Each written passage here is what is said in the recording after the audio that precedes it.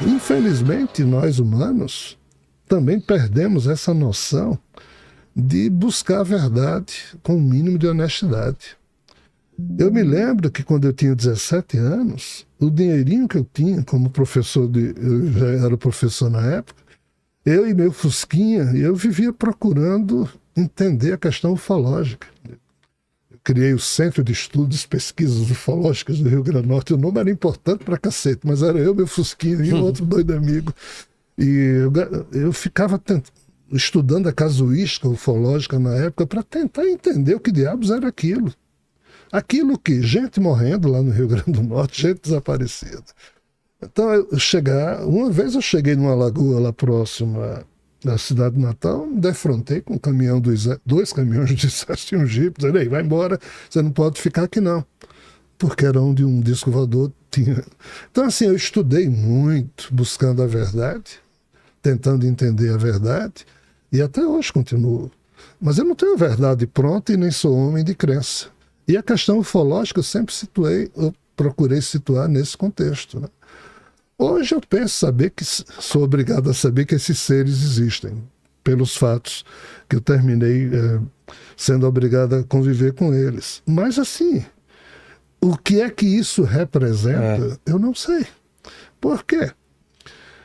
Porque todas as vezes em que o ser humano quis fazer merda, fez. Ninguém pediu. Ninguém pediu. Ah, não, agora vai ser impedido na hora H. Eu espero que sim. Será que não impediram e a gente não sabe também? Pois é. Então tem gente que, como o Bob Dylan, diz: olha, nos anos 80, os Anunnakis derreteram ogivas tanto do exército russo como do... ele deu entrevista falando disso, né? Então, assim, pode ser que existam coisas como isso que você falou, que a gente não faz ideia, né? Então, nós estamos pagando para ver. Mas a questão de vida lá fora, de vez em quando tem esses programas que o pessoal faz só para curtir com a cara dos entrevistados. O senhor acredita o senhor é a favor da lei da gravidade? O senhor é a favor ou contra, né? Você não tem que ser a favor ou contra. Então, existe por si só. Perguntar hoje se existe ou não vida lá fora. Só os desinformados. Só que vive numa caixinha aí, não sabe que existe, porque já se sabe. Mas a gente Agora, que tipo de vida que blá blá blá. Mas você acha que a gente tem um pouco do DNA desses seres, como aconteceu lá atrás, dos gigantes? Seguramente. E assim, no século XIX, segunda metade do século XIX, Anunnakis. Nephilim é o termo que os sumerianos descrevem esses seres na sua cultura. Mas na Mesopotâmia, depois dos Sumérios, os acadianos foi o império que surgiu. Então a linguagem acadiana chama os Nephilim de Anunnaki. Tá. Mas são os mesmos seres. É a mesma referência. É a mesma referência. Então, assim, as tábuas sumérias dos acadianos e dos sumérios foram encontrados nas ruínas da biblioteca de Nínive, antiga capital do Império Assírio, que é onde hoje fica o Iraque, e isso aconteceu no segunda metade do século XIX. Essas tábuas sumérias, Zecharia Sitchin foi alguém que traduziu isso de uma forma muito, penso eu, maravilhosa, mas ele enfrenta críticas de outras traduções que tem de outras figuras. Mas, assim, numa coisa todos eles concordam. Há um livro chamado Livro Perdido de Enki. Enki e Enlil seriam os dois filhos de Anu, que é o tal ser que comandaria os Nephilim, os Anunnakis. E Enki descreve nesse livro como ele introduziu a genética dele em diversos casais de Neandertais, de Homo sapiens, Homo erectus, blá, blá, blá. Isso está descrito. Então, nós temos... Qual é o problema? O livro existe, as tábuas sumérias estão lá, já se foi provado que aquilo não é falso, de fato é antigo, está escrito a história. Por que a gente não leva a sério? Então, em tese, sim, existe pista séria que mostra que seres que não são terrenos mexeram no DNA humano. Mexeram no DNA humano, e talvez em tecnologia ou em conhecimento. Não tenho dúvida. Inclusive na Bíblia falam sobre essa... De alguns seres que trouxeram conhecimento os seres humanos, Não né? tenha dúvida. Um dia, alguém na Terra haverá de fazer uma grande menção aos ufólogos, menção honrosa, porque os ufólogos... Que foi reconhecida como profissão, segundo o Boaventura, sexta-feira, que ele disse que foi... Não sabia. Os ufólogos prestam um serviço formidável nas entrelinhas de brigas de poderes subterrâneos, correndo risco de vida, risco de terem suas honras pessoais difamadas por imprensa. Então, assim, é um serviço maravilhoso e é um trabalho sério. Claro que tem picareta, claro que a gente se engana, mas o serviço é muito sério. Por quê? Porque a ciência e os governos trabalham de forma nojenta a gestão das informações que eles têm a respeito disso. A desculpa de que os humanos não estão preparados.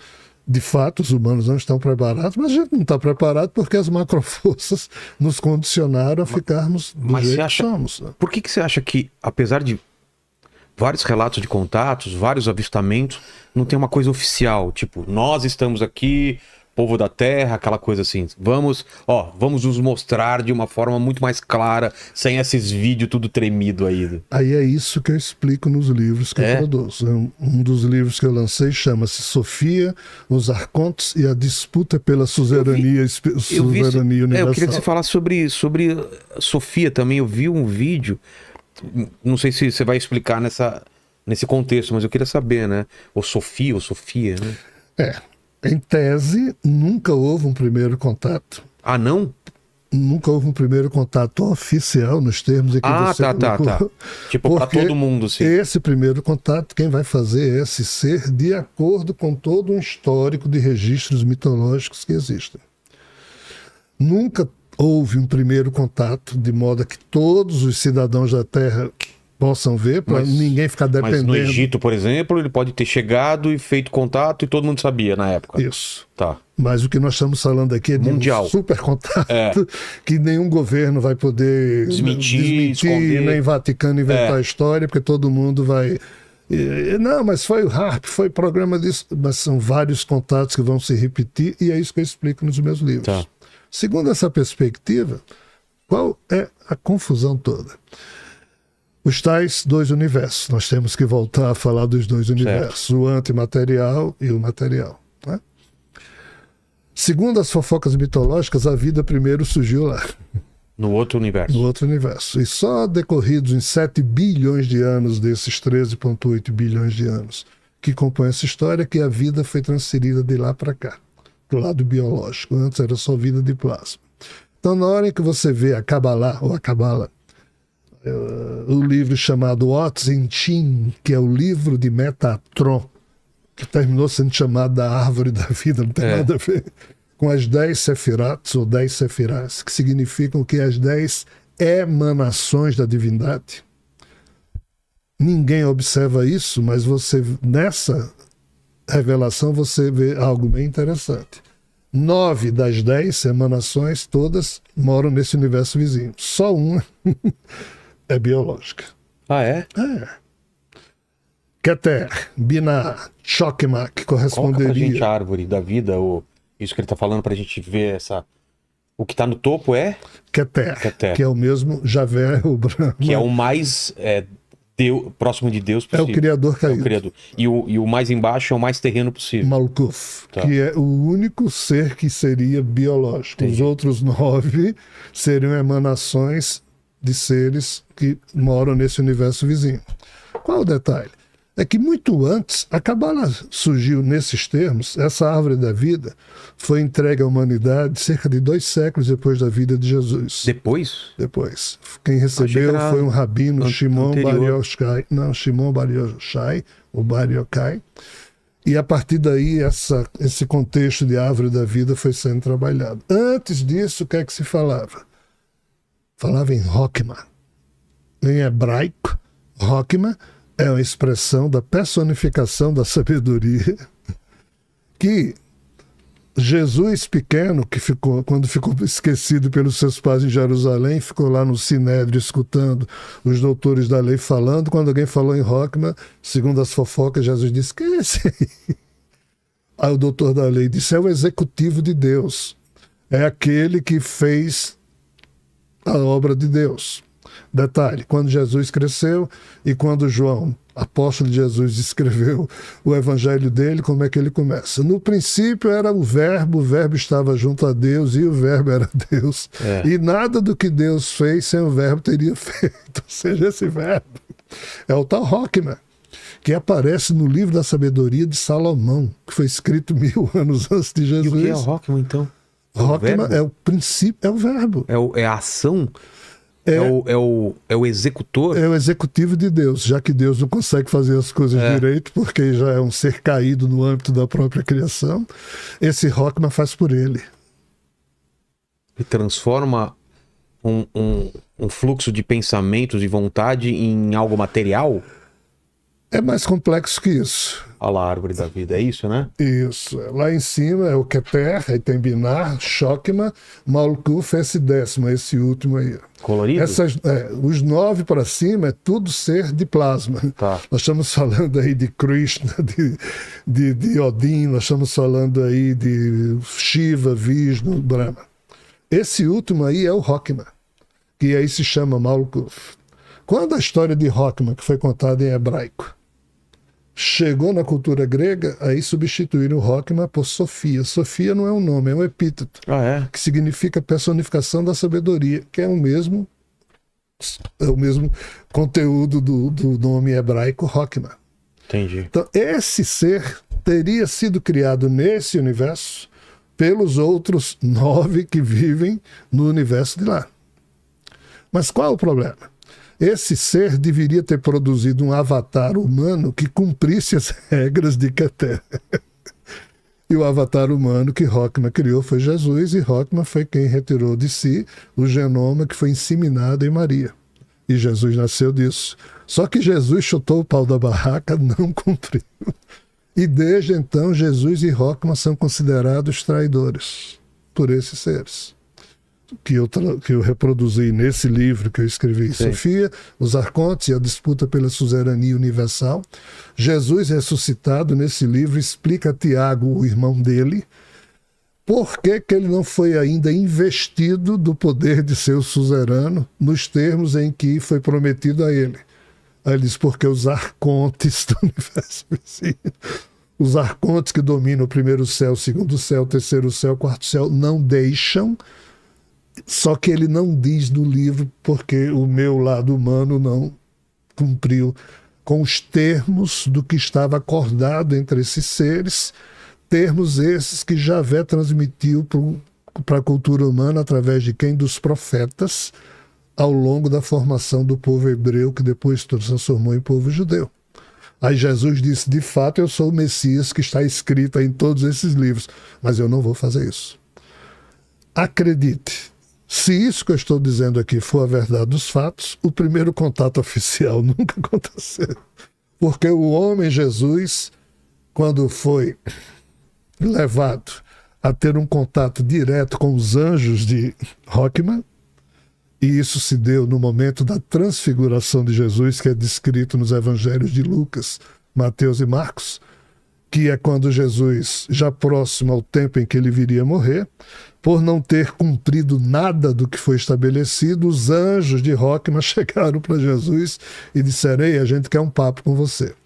Aí Jesus, os evangelhos contam que no fim de tarde, Jesus convida Pedro, João e Tiago, e com os 3 sobe no Monte Tabor, e ali os 3 armam tendas e de repente eles caem no sono porque uma nuvem envolve o monte e os seres angelicais se projetam e começam a falar com Jesus. Eu explico isso no livro O Enigma da Transfiguração. Qual foi a conversa? Os anjos chegaram para Jesus e disseram, ei, cara, você não está cumprindo.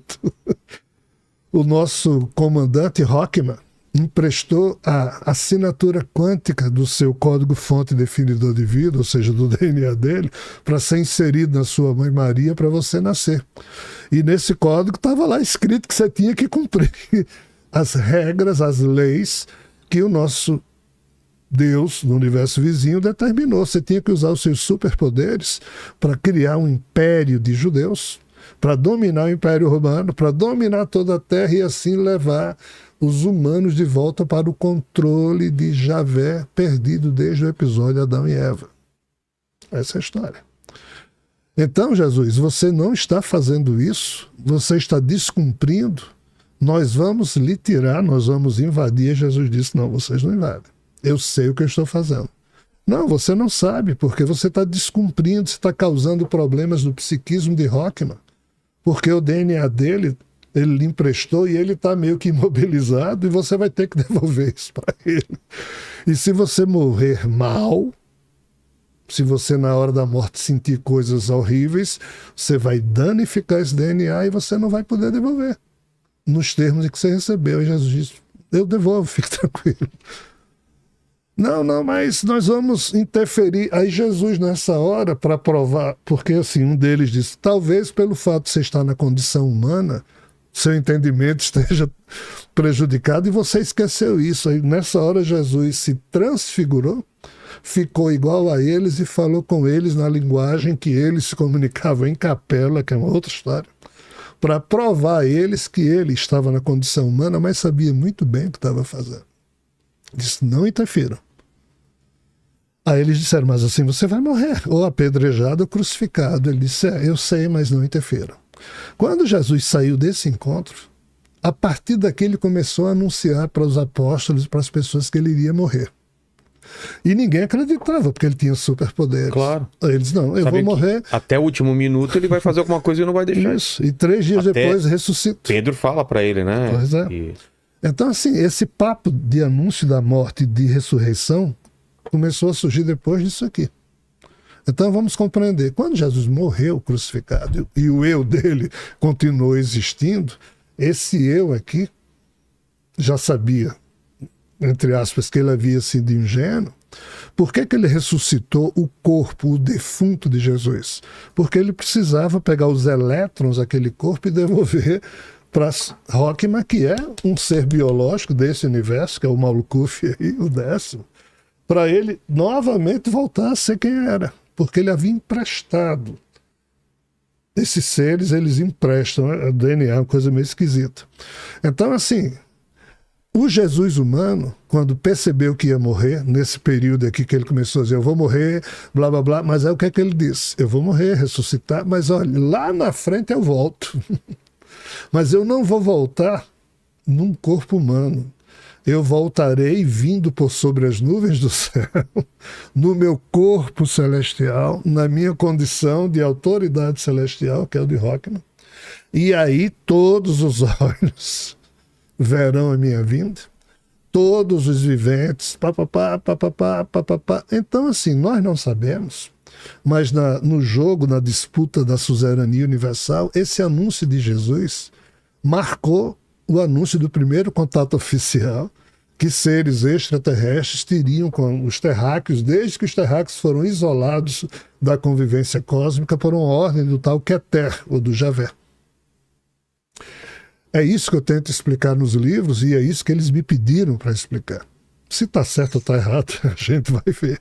Mas o primeiro contato oficial, então, seria a vinda de Rockman, ou Sofia, que significa a segunda vinda de Jesus, mas na sua condição celestial. Mas seria Jesus ou Rockman? Rockman, Sofia. Jesus hoje é alguém que o espírito que anima Rockman guarda a consciência de Jesus escaneada nele. Jesus, entre aspas, morreu, vamos assim dizer. O eu de Jesus está guardado no espírito de Jesus. O espírito de Jesus anima Rockman também. Esse é o jogo que ninguém entende. E essa segunda vinda, ele viria para instalar o milênio, é como está na Bíblia. Para iniciar o seu reino, a sua suzerania, por quê? Qual é a novidade que na época de Jesus não se sabia e hoje essa turma sabe? O universo vizinho, onde esses 9 seres residem, está se acabando, antes do nosso. Quais 9 seres? Keter, os 9 seres da árvore da vida, tá. Então, assim, só vai sobrar Malkuth, ou seja, Rockman, ou seja, Sofia, ou seja, o ser que produziu o ser humano Jesus. E esse ser precisa construir na sua consciência toda a herança que Jesus, como humano, deu para Rockman, porque Rockman não tem emoções. Jesus tem. Rockman tem um cérebro radiata. Jesus tem um cérebro bilatério, porque Rockman, quando foi criado, o universo ainda não havia produzido, na evolução dos seres biológicos, o cérebro bilatério. Então o Espírito de Jesus guarda escaneado nele a consciência do homem Jesus, mas não consegue transferir para Rockman as emoções do homem Jesus, os valores filosóficos do homem Jesus. Rockman é um ser que foi criado lá atrás e só sabe trabalhar com ordem e caos. Ordem e caos. Jesus é a simpatia em pessoa, Rockman é a frieza em pessoa. Mas assim, esse ser então seria aquele que iria ser o responsável pelo primeiro contato oficial, de um modo que nenhum governo atrapalhe, bababá, bababá. E essa promessa permanece extremamente ativa, é algo impressionantemente conversado em todos os quadrantes, menos aqui na Terra.